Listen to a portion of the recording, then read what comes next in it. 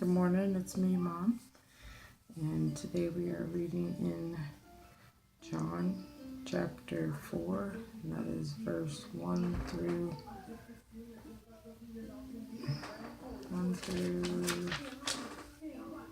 38. Long one today. Sit back, relax, grab some popcorn. I think I remember this one though. Jesus, little asterisk, well, read it, you can read it yourself. Learned that the Pharisees had heard Jesus is baptizing and making more disciples than John. That's in quotation that somebody heard. Although, and this is in parentheses, although Jesus himself didn't baptize them, his disciples did. End of quotation. So he left Judah and returned to Galilee. He had to go there through Samaria on the way. Eventually he came to a Samaritan village of Sychar, Schar, near the parcel of ground that Jacob gave to his son Joseph. Jacob's well was there, and Jesus, tired from the long walk, sat wearily beside the well about noontime. Soon a Samaritan woman came to drink water, and Jesus said to her, "Please give me a drink." He was alone at the time because his disciples had gone into the village to buy some food. The woman was surprised, for Jews refused to have anything to do with Samaritans. She said to Jesus, "You are a Jew, and I am a Samaritan woman. What are you asking me for a drink?"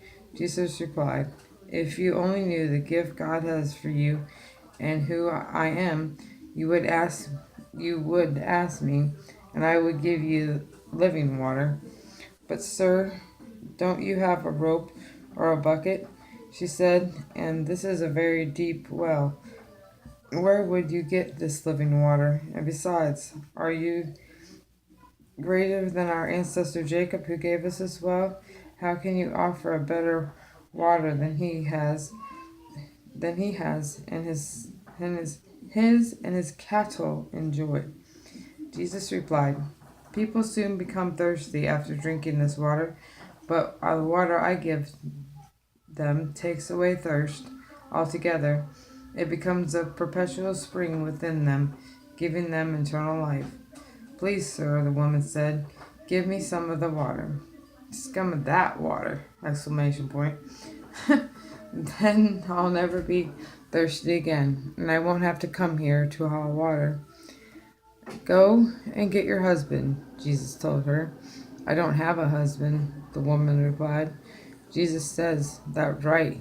You don't have an husband, for if you have 5 husbands, and you aren't even married to the man you're living with now.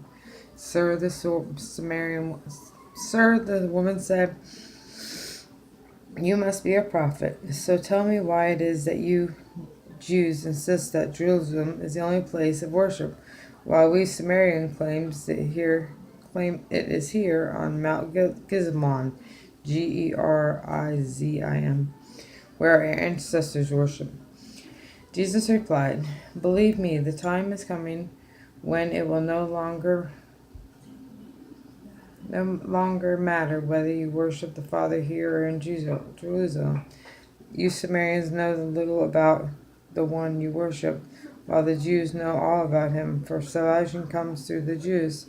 But the time is coming, and is already here, when the true worshippers will worship the Father and the Spirit and the truth. The Father is looking for anyone who will worship him, for God the Spirit, for those who worship him must worship in spirit and in truth." The woman said, "I know the Messiah will come, and the one who is called the Christ. When he comes, he will explain everything to us." Then Jesus told her, "I am the Messiah." Asterisk. I really want to look. That's in 20. Yeah. All right, let's look what the little asterisk means. 4:26. Greek. It's translated from Greek. "I am the one speaking to you." It's pretty cool. Just then the disciples arrived. They were astonished to find him talking to a woman, but none of them asked him why he had been doing it or what they had been discussing. The woman left her water jugs beside the well and went back to the village and told everyone, "Come and meet a man who told me everything I ever did. He's can can this be the Messiah?" So the people came streaming from the villages to see him. Meanwhile, the disciples were urging Jesus to eat. "No," he said. "I have no food you don't I have food you don't know about." "Who brought it to him?" the disciples asked each other. Then Jesus explains, "My nourishment comes from God, from doing the will of God who sent me, and from finishing his work. Do you think the work of the harvest will begin in the summer and end in 4 months from now? Look around you. Vast fields are ripening all around us, and already now for the harvest.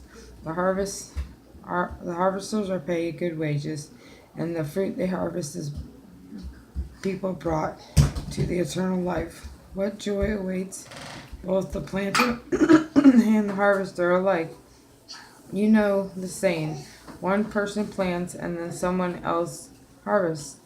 And it's true. I sent you to harvest where you didn't plant. Others had already done the work, and you will gather the harvest. And that ends at 38.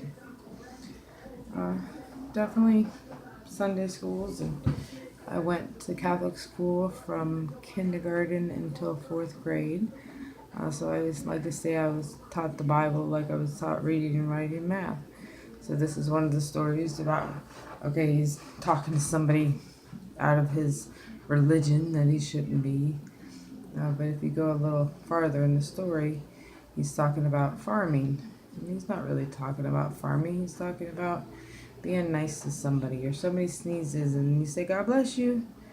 And it kind of just trickles down that if you touch one person, you plant a little seed that, hey, they might be right. Maybe God is blessing me. Or if they're having a bad day and you don't know what's going on in that person's life, and you hold the door open for them and you smile kindly with your eyes.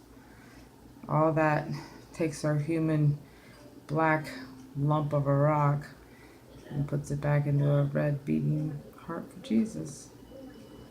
So I really like it right there on that candle.